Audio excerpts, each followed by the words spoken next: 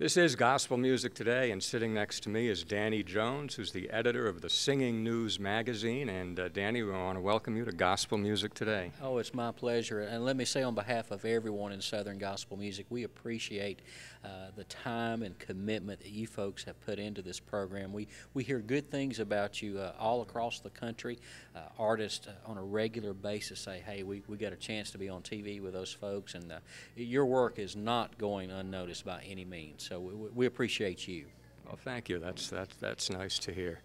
For the few people watching who may not be familiar with Singing News magazine, give us a little synopsis. Singing News was started in May of 1969 by the late J.G. Whitfield. Of course, he promoted concerts. He started the Dixie Echoes, the Florida Boys, and most people will remember that he started a little TV program called the Gospel Singing Jubilee.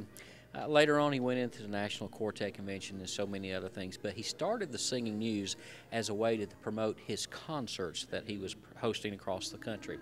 As time went on, he got involved in more things, and in 1986, Maurice Templeton purchased the magazine, and it was there that you could say that Singing News went into the modern age. We went into slick stock paper, really went more elaborate on photography, tried to come up with different articles to really, truly showcase an artist, whether it be on a spiritual matter or just everyday life.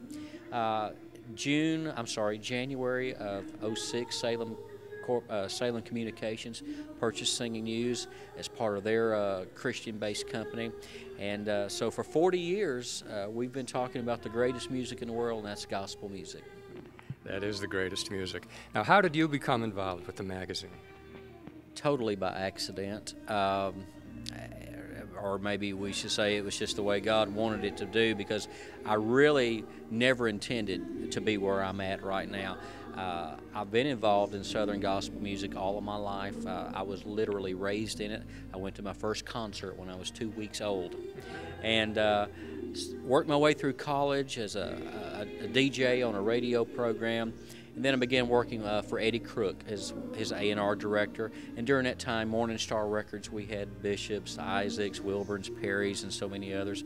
Then I left there, went to work for Eldridge Fox and Crossroads over in Asheville.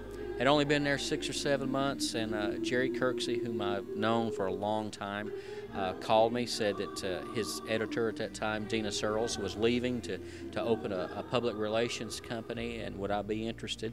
And that was in August of '95, and here I am.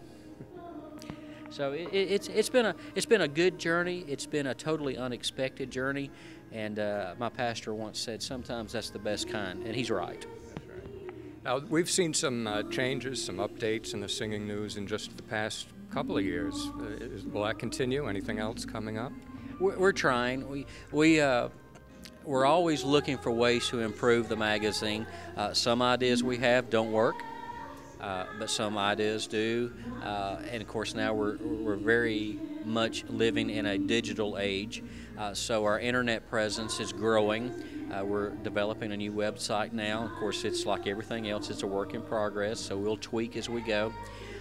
But our fan base, the readership of Singing News magazine, they love having that hard copy to hold in their hand, take to an artist, have it autographed, or throw it in their RV as they travel around the country to concerts.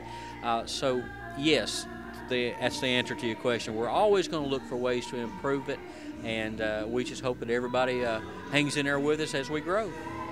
What is the Singing News website? SingingNews.com. Plain and simple, just www.singingnews.com.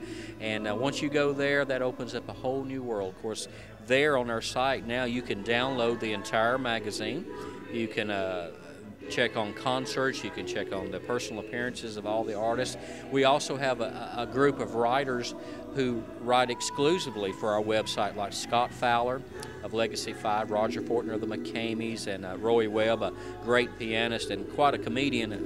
And that's where his particular column, which is called Meet Me at the Table, some of the most interesting stories that you hear out here on the road, that's where they show up. So a little bit of everything.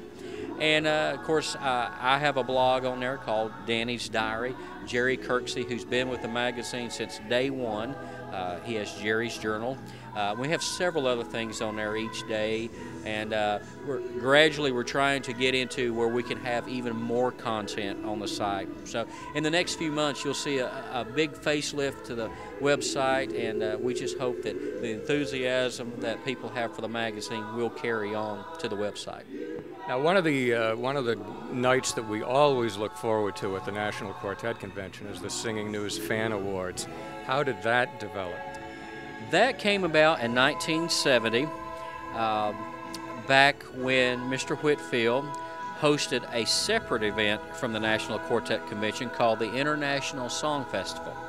And at that time, a couple of the country music publications had award programs, and he thought it would be a neat idea to have a similar thing for gospel music. At the time, the Dove Awards existed, but the Dove Awards was beginning to branch out into several different things. So the creation of an award program specifically for Southern Gospel came about. So in the summer of 1970, they handed out the first Singing News Fan Awards.